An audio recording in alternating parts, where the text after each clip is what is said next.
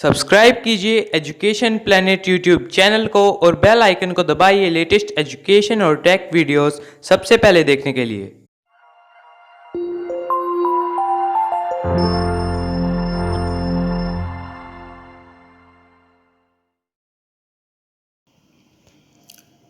प्रिय विद्यार्थियों, आपका स्वागत है एजुकेशन प्लेनेट नोहर चैनल पर। और आज हम पढ़ेंगे कक्षा 7 विज्ञान में यानी क्लास 7 साइंस में चैप्टर नंबर 8 पवन, तूफान और चक्रवात। हमेशा की तरह हम पाठ को प्रारंभ करने से पहले जो पाठ की हेडिंग है उसको हम स्पष्ट करेंगे और उसके बाद में हम पाठ में आगे बढ़ेंगे। तो चलिए सबसे पहले बात करते हैं हम पवन की। इसका जो पहला पाठ का जो शीर्षक का बिंदु है वो है पवन। हम पवन कहते हैं गतिशील वायु को। अब पवन क्या होती है? गतिशील वायु होती है। अब आप कई बार कह देते हो कि इसको वायु को हवा भी कह देते हैं। आप कहते हो कि हवा तेज चल रही है या आज हवा नहीं चल रही है, तो हम कहेंगे जब वायु गतिशील होती है तो उसको हम पवन कहेंगे। इस बात को आप ध्यान रखिए, यानी पवन गतिशील वायु को कहते हैं। अब दूसरा इसका टॉपिक है वो है तूफान। अब तूफान का मतलब होता है अत्यंत तेज आंधी जिसमें वर्षा भी हो। अब तूफान क्या है? अत्यंत तेज आंधी है ये। अब इसमें एक शब्द आया है आंधी। अब आंधी कहते हैं जब धूल भरी जोर की हवा चल रही है, बहुत तेज़ हवा चल रही है, साथ में धूल भी उड़ रही है, तो उसको हम आंधी कह देते हैं। और तूफान कहेंगे अत्यंत तेज़ आंधी। अब इसमें साथ में वर्षा भी होती है।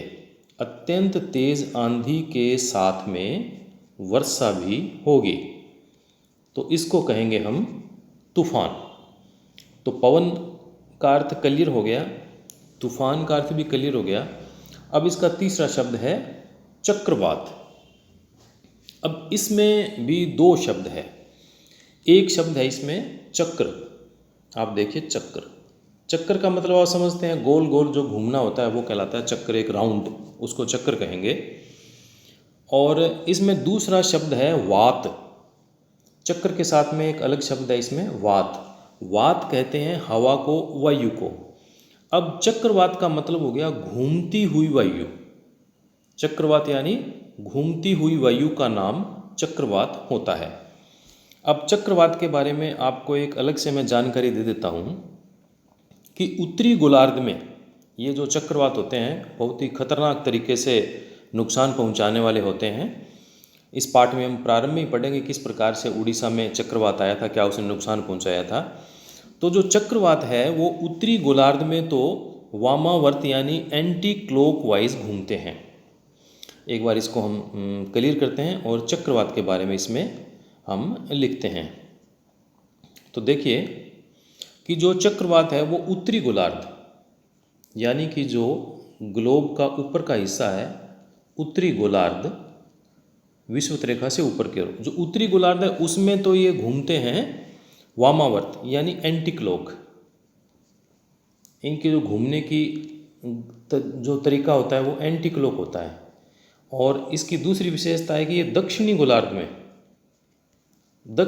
में ये घूमते हैं क्लॉकवाइज, यानी जिस प्रकार से घड़ी चलती है उस प्रकार से इनके घूमने की जो उसकी दिशा होती है वो घूमने की दिशा एंटी क्लॉक तो होती है उत्तरी गोलार्ध में और दक्षिणी गोलार्ध में होती है क्लॉकवाइज। तो आइए अब हम पाठ को आगे से इसको स्टार्ट करते हैं, इसको पढ़ना प्रारंभ करते हैं। देखिए पवन, तूफान और चक्रवात क्लास 7 का चैप्टर नंबर 8 है। अब उड़ीसा के तट को 18 अक्टूबर 1999 को एक चक्रवात ने पार किया। हम पहले पढ़ चुके हैं चक्रवात क्या है। चक्रवात घूमती हुई वायु का नाम है। अब यह जो चक्रवात था इसने उड़ीसा के तट को 18 अक्टूबर 1999 को पार किया। अब इसकी जो गति थी वो देखिए 200 किलोमीटर प्रति घंटा। आप मोटरसाइकिल पर जाते हैं, आप रेल में यात्रा करते हैं, तो भारत में चलने वाली तेज़ गति से जो ट्रेन चलती है, रेल चलती है, उसकी गति भी 120 किलोमीटर 140 किलोमीटर यहाँ तक रहती है। आपको लगता है कि बहुत तेज़ गति से हम चल रहे हैं, आप किसी मोटरसाइकिल पे जा रहे हैं, कार में आप जा रहे हैं, बहुत तेज़ गति आपको महसूस हो रही है, वो भी गति 100 किलोमीटर 130 140 किलोमीटर प्रति घंटा ही होती है। अब 200 किलोमीटर प्रति घंटा यानी बहुत तेज़ गति। तो ये 18 अक्टूबर 1999 को 200 किलोमीटर प्रति घंटे की रफ्तार वाला चक्रवात आया। इस चक्रवात ने 45,000 भवनों को तहस नहस कर दिया। तहस नहस कर दिया यानी उन भवनों को उसने नुकसान पहुंचा दिया, भवन टूट गए, रहने लायक नहीं रहे। अब 45,000 भवनों को नुकसान पहुंचाया, इससे 7 लाख लोग बेघर हो गए। बेघर उनको कहते हैं जिनका घर नहीं हो। तो ये जो 45,000 भवन तहस नहस हो गए, तो उसमें रहने वाले लोगों के लिए घर की समस्या होगी, तो 7 लाख लोग बेघर हो गए। उसी वर्ष 29 अक्टूबर को 260 किलोमीटर प्रति घंटे की रफ्तार की पवन के वेग वाला पुनः एक चक्रवात उड़ीसा में आया और इसके साथ ही 9 मीटर ऊंची समुद्री लहर भी तट से टकराई थी। अब 9 मीटर का आप अंदाज़ा लगाइए, यानी लगभग कोई 3 मंजिल का जो भवन बना होता है, 3 मंजिल का भवन की जितनी ऊंचाई है, एक अनुमान के आधार पर मैं आपको बता रहा हूँ, आपको समझ में आ जाए इसलिए, 3 मंजिल ऊंचाई वाले भवन के बराबर की ऊंचाई की समुद्री लहर उठी थी। और इतनी ऊंचाई की समुद्री लहर में जब पानी आगे बढ़ता है तो एक प्रकार से वो पानी की दीवार होती है और उससे जो भी टकराता है उसको वो तहस नहस कर देता है। अब ये 9 मीटर ऊंची समुद्र की लहर भी तट से टकराई, हजारों लोगों ने अपनी जान गंवा दी, करोड़ों रुपए की संपत्ति नष्ट हो गई।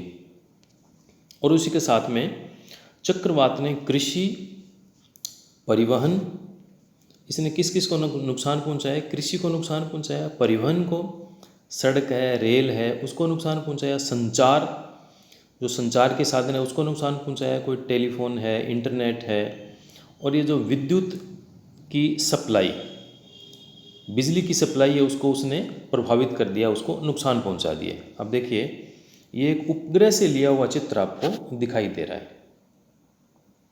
थोड़ा सा आप इस चित्र को आप ध्यान से देखेंगे तो आपको जो यहाँ पर वायु दिखाई दे रही है, इसमें जो आपको वायु दिखाई दे रही, देखिए ये वायु आपको एंटी क्लॉकवाइज, हमने बात की थी ना कि उत्तरी गोलार्ध में तो ये एंटी क्लॉकवाइज, ऐसे देखिए, ऐसे ऐसे, ये एंटी क्लॉकवाइज, ये इसमें तूफान, ये जो चक्रवात है वो घूम रहा है। तो ये उपग्रह से लिया हुआ एक चित्र है।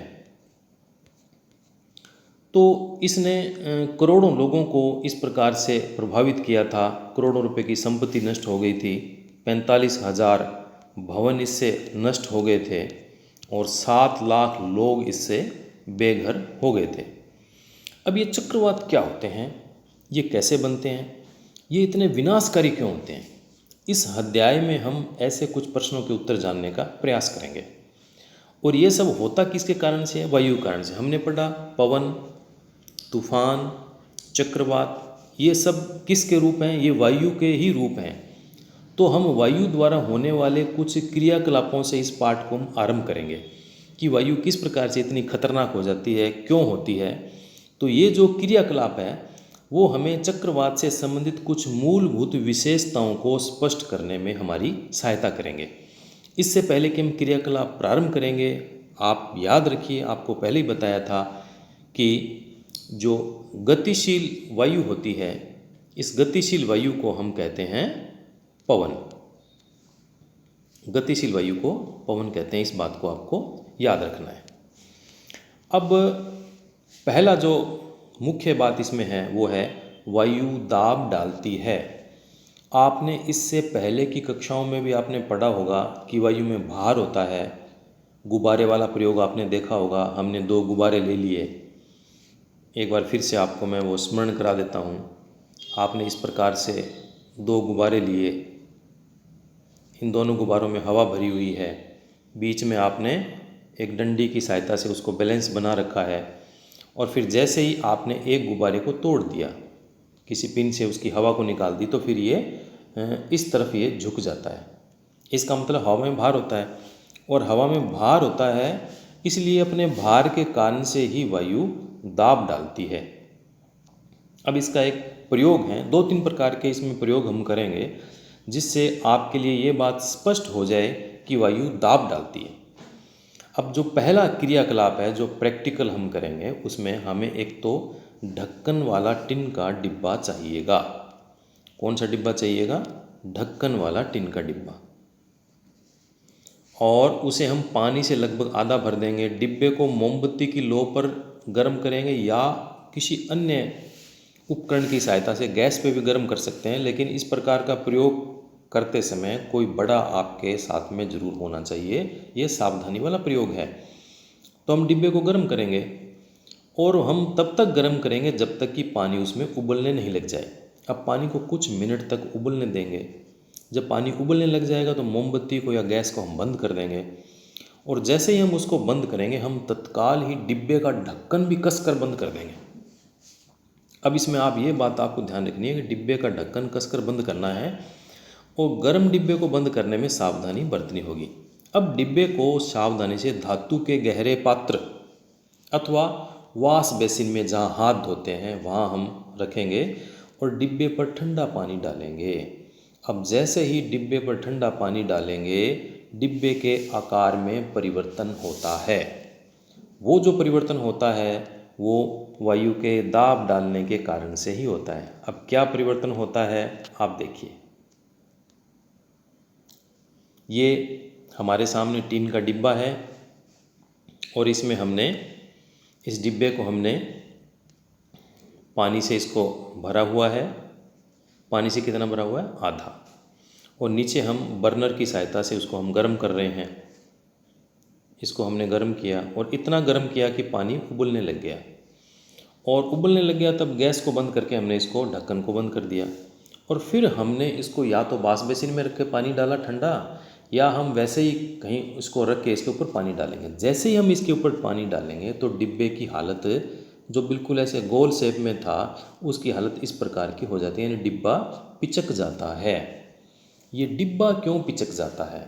इसके पीछे भी जो खेल है पिचकाने का वो वायु का ही खेल है। अब डिब्बे को आप अनुमान लगा सकते हो कि इसका आकार विरूपित क्यों हो गया, यानी पहले जो रूप था उससे अलग रूप इसका क्यों हो गया। आपको टिन का डिब्बा नहीं मिले तो आप प्लास्टिक की बोतल से भी ये प्रयोग कर सकते हो। गर्म जल से भर देंगे और बोतल को खाली करके इसे तत्काल कसकर बंद कर देंगे। यानी उसमें हमने बोतल में गर्म पानी डाला, उबलता पानी, और वापस डाल के उसका ढक्कन तुरंत बंद कर देंगे। अब खाली बोतल है लेकिन उसमें वाष्प भरी हुई है। अब उस बोतल को नल के बहते पानी के नीचे रखेंगे तो देखेंगे कि बोतल फिर वहाँ से पिचक जाएगी। अब इसका कारण क्या है, हम एक साथ इसकी हम बात करेंगे। अब आप दूसरा आप देखिए, जब आप पतंग उड़ाते हैं, आप में से ऐसे बहुत से विद्यार्थी होंगे जिन्होंने पतंग उड़ाई होगी, और जब आप पतंग उड़ाते हैं तो आप देखते हो ना कि आपके पीछे से यदि पवन आ रही है, पवन किसको कहते हैं? गतिशील वायु को कहते हैं। अब पीछे से आपके यदि पवन आ रही है तो वो आपको पतंग उड़ाने में सहायता देती है। आप यदि किसी नौका में हैं तो भी अगर पीछे से पवन आ रही है तो आपको फ़ायदा होता है। आप यदि साइकिल चला रहे हैं, आपने बहुत बार ऐसा देखा होगा, साइकिल चला रहे हैं तो पीछे से यदि पवन आ रही है तो आपकी साइकिल आराम से चलती है, और यदि सामने से पवन आ रही है तो आपको साइकिल चलाने में कठिनाई आएगी। क्यों आएगी? इसकी भी हम बात करेंगे। क्योंकि साइकिल जो हवा है, जो वायु है गतिशील, यानी जिसको पवन हम कह रहे हैं, वो दाब डालती है। अब आप जानते हैं कि हमें साइकिल के टायर को कसा हुआ रखने के लिए उसकी ट्यूब में हवा भरनी पड़ती है। आप यह भी जानते हैं कि यदि साइकिल की ट्यूब में बहुत अधिक हवा भर दी जाए तो वह फट सकती है। अब ट्यूब के भीतर हवा क्या करती है? अब ट्यूब के भीतर हवा चारों ओर फैलकर दाब डालती है, और दाब डालकर उस ट्यूब को वो एक दूसरे आकार के रूप में ले आती है। अब हम आगे देखते हैं, एक इसमें और भी प्रयोग है, उसको हम देखेंगे। अब ये जो सारे के सारे अनुभव में आभास करा देते हैं कि वायु दाब डालती है। ये बिल्कुल स्पष्ट हो गया कि वायु दाब डाल रही है, और इस दाब के कारण ही पवन द्वारा वृक्षों की पत्तियां बैनर, झंडे लहराते हैं। आपने देखा हो कहीं झंडा लगा हुआ तो वो एकदम लहराता है। आपने स्वतंत्रता दिवस या गणतंत्र दिवस के दिन जब राष्ट्रीय ध्वज हम फहराते हैं तो वो हवा से वो हिलता रहता है। तो यानी कि जो वो पवन चल रही है उसके कारण से वो हिलता रहता है। तो ये सारी की सारी चीज़ें जब प्रदर्शित करती है कि वायु दाब डालती है। अब इसको हम और समझने का प्रयास करते हैं कि डिब्बा अथवा बोतल विरूपित क्यों हो गया था। जब डिब्बे पर पानी डाला, बिल्कुल ध्यान से आप इसको देखिए, ये हमेशा आपको ध्यान में आएगा, समझ में बात आपके आएगी, काम आएगी वो, कि जैसे ही हमने उस डिब्बे के ऊपर हमने पानी डाला तो डिब्बे के अंदर की कुछ भाप जल में संघनित हो जाती है। उस डिब्बे के अंदर वाष्प भरी हुई थी तो वो वाष्प संघनित हो गई, यानी वाष्प पानी में बदल गई, जिससे क्या हुआ, भीतर की वायु की मात्रा कम हो गई। जो वाष्प ने फैलाव कर रखा था पानी बन गई तो उसका फैलाव कम हो गया, मात्रा कम हो गई। अब परिणाम इसका क्या हुआ, डिब्बे के भीतर जो वायु का दाब था वो डिब्बे के बाहर की वायु के दाब से कम हो गया। अब डिब्बे के बाहर की वायु उसको दाब डाल रही थी, अंदर भी दाब डाला जा रहा था, तो दोनों का जो बैलेंस था वो बराबर था। अब जैसे ही अंदर हमने बाहर पानी डाला तो अंदर वाली जो वाष्प थी वो पानी में बदल गई, तो अंदर का दाब कम हो गया, बाहर का दाब डल रहा था, तो बाहर के दाब ने उस डिब्बे को पिचका दिया। तो ये जो दाब का अंतर हुआ, बाहर दाब ज़्यादा था, अंदर दाब कम था, तो इस दाब के अंतर के कारण से डिब्बा पिचक गया। और जब दाब बराबर होता है तो फिर सारी चीज़ें बैलेंस में रहती है। आगे देखिए, यह क्रियाकलाप पुनः पुष्टि करता है कि वायु दाब डालती है। ये बात आप बिल्कुल अच्छी तरह से पक्की कर लीजिए कि वायु दाब डालती है। अब पवन का वेग बढ़ने पर वायु का दाब घट जाता है, ये एक दूसरी बात है। जब पवन का वेग बढ़ेगा तो वायु का दाब घट जाएगा, इसको आप ध्यान रखना। अब इसके लिए एक छोटा सा हम प्रयोग करेंगे। कागज़ के एक टुकड़े को मोड़कर किसी खाली बोतल के मुख से कम आमाप की गेंद जैसा आकार बनाएंगे। यानी आमाप का मतलब होता है आकार। एक छोटे आकार की गेंद हम कागज़ की बना लेंगे और इस प्रकार से बोतल में हमने आगे की तरफ उस कागज़ को हमने रख लिया है। अब यहाँ पे ये कागज़ रखा हुआ है। अब यहाँ से हम फूंक मारेंगे। अब फूंक मार के इसको अंदर कागज़ को डालने की कोशिश करेंगे तो ये कागज़ अंदर डलता नहीं है। हम इसका कई बार प्रयास करेंगे तो उसमें हमें थोड़ी मेहनत करनी पड़ेगी, सामान्य रूप से कागज़ उसके अंदर नहीं डलेगा। आगे देखते हैं हम। अब इस क्रियाकलाप को विभिन्न आमाप की बोतलों के साथ करने का प्रयास करेंगे। बड़ी बोतल ले लेंगे, छोटी ले लेंगे। आपने मित्र से भी फूंक मारकर गेंद को बोतल के भीतर डालने का प्रयास करने को कहेंगे तो अब ये डालना इसमें कठिन हो जाता है। इसका उत्तर हम बाद में देंगे क्यों कठिन हो जाता है। एक तीसरा क्रियाकलाप और करेंगे। हम 2 गुब्बारे लेंगे। इस प्रकार से हमने 2 गुब्बारे ले रखे हैं। ये गुब्बारा नंबर 1 है, ये गुब्बारा नंबर 2 है। अब ये वास्तविक स्थिति में ये गुब्बारे यहाँ पर है, एक यहाँ, एक यहाँ है। अब जैसे ही इस छात्र ने इन दोनों के बीच में मुंह से फूंक मारी, हवा को तेजी से फेंका, तो ये दोनों गुब्बारे पास में आ जाते हैं। ये दोनों गुब्बारे क्या हुआ, पास में आ गए। यहाँ से लेकर यहाँ तक ये गुब्बारे पास में आ गए। अब लगभग समान आमाप के 2 गुब्बारे लेंगे। गुब्बारों में थोड़ा पानी भी भर सकते हैं और दोनों गुब्बारों को फुलाकर प्रत्येक को, पानी हमने क्यों भरा है, ताकि वो दोनों सीधे बैलेंस में रहे, नहीं तो हवा से इधर उधर हिलते रहेंगे, इसलिए हमने उसमें पानी डाल लिया थोड़ा सा। दोनों गुब्बारों को फुलाकर प्रत्येक को धागे से बांध देंगे और गुब्बारों को साइकिल के स्पोक अथवा किसी छड़ से 8-10 सेंटीमीटर की दूरी पर लटका देंगे। ये स्पोक जो साइकिल की जिसको ताड़ी कहते हैं, वो जो साइकिल में डलती है वो है, अथवा किसी छड़ से 8-10 सेंटीमीटर की दूरी पर लटका देंगे। दोनों गुब्बारों के बीच के स्थान में फूंक मारेंगे। अब जैसे ही हम फूंक मारेंगे दोनों गुब्बारे पास में आ जाएंगे। अब ये पास में क्यों आएंगे, इसकी भी हम आगे बात करेंगे। सारे के सारे जो विषय उनका उत्तर एक जैसे ही होगा। अब एक चौथा क्रियाकलाप और है। फूंक मारकर कागज़ की पट्टी को हम उठा सकते हैं। जो चित्र अपने को दिखाई दे रहा है, इस प्रकार से यह एक कागज़ की पट्टी है और ये कागज़ की पट्टी को ऐसे नीचे लटका रखा है। अब यहाँ से हम फूंक मारेंगे ऊपर से जैसे ही फूंक मारेंगे तो क्या होगा, कागज़ की पट्टी इस प्रकार से ऊपर उठ जाएगी। ये दूसरी स्थिति है। यहाँ से हमने फूंक मारी तो ये कागज़ की पट्टी जो ऐसे नीचे थी वो इस प्रकार की स्थिति में हिलती हुई ऊपर उठ गई। अब ये क्यों हुई है इसकी भी हम बात करते हैं। लगभग 20 सेंटीमीटर लंबी और 3 सेंटीमीटर चौड़ी कागज़ की पट्टी को अपने अंगूठे और तर्जनी के बीच इस प्रकार से पकड़ेंगे कि पट्टी का अधिकांश भाग नीचे की ओर लटका रहे, जैसा ऊपर के चित्र में हमने देखा था। अब कागज़ की पट्टी के ऊपर से फूंक मारेंगे। अब जैसे ही उसके ऊपर से फूंक मारेंगे पट्टी थोड़ी सी ऊपर उठ जाएगी। अब ये सारे के सारे जो काम हुए थे ये एक ही बात को सिद्ध करते हैं, वो ये बताते हैं कि पवन का वेग बढ़ने पर वायु का दाब कम हो जाता है। अब कागज़ की पट्टी के ऊपर से हमने फूंक मारी तो यहाँ पवन का वेग बढ़ गया। पवन का वेग बढ़ गया तो यहाँ पर वायु का दाब कम हो गया। वायु दाब कम हो गया। अब वायु का दाब यहाँ पर कम हो गया तो नीचे की तरफ वायु का दाब ज़्यादा है तो वो इस पट्टी को ऊपर उठा देगा।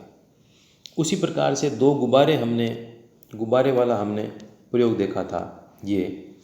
अब जैसे ही हमने तेज़ गति से इसमें फूंक मारी तो इसके बीच में वायु का दाब कम हो गया। वायु का दाब कम हो गया तो आसपास में जो वायु थी उसने दाब डाला, गुब्बारे पास में आ गए। तो इस प्रकार से अब जो बोतल वाला मामला था उसमें क्या हुआ, जब हम बोतल के मुख पर फूंक मारते हैं तो मुख के पास की वायु का वेग अपेक्षाकृत अधिक हो जाता है। इससे वहाँ पर वायुदाब घट गया। अब वायुदाब घट गया तो बोतल के भीतर की जो वायु है उसका दाब उसके मुख के निकट के दाब से अधिक हो जाता है। इस कारण से बोतल के भीतर की वायु गेंद को बाहर की ओर धकेल देती है, क्योंकि वायु का जो दाब अधिक से कम की ओर वायु जाएगी, ये उसका नियम है। अब हमने तीसरे क्रियाकलाप में देखा कि जब आप गुब्बारों में जब फूंक मारते हैं तो वो एक दूसरे की ओर आने का प्रयास करते हैं।